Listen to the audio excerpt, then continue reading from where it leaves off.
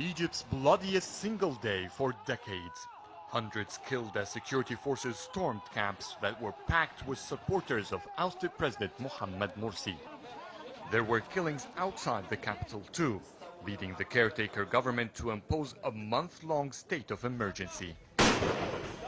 Egypt's interim leadership says Morsi's Muslim Brotherhood forced the violence and that it has little choice but to lock Egypt down.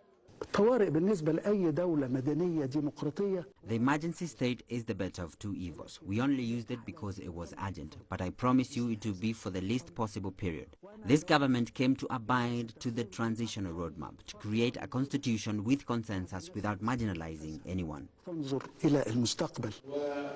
So far, analysts say those words have not been translated into action. Morsi and many of his allies are locked up, and the Brotherhood is sidelined. The roadmap has been tripping since the first day. The timeline is being amended, and the interim government, governor's appointment, all indicate that the roadmap has failed. Because this transition began to end monopoly of powers and end marginalizing political powers that Morsi was accused of. Today, this is still happening, at least until now.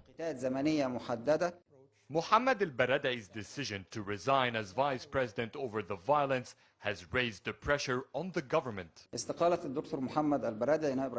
Baradei's resignation was a slap to the interim government in regards to his international relations and the international pressure on Egypt.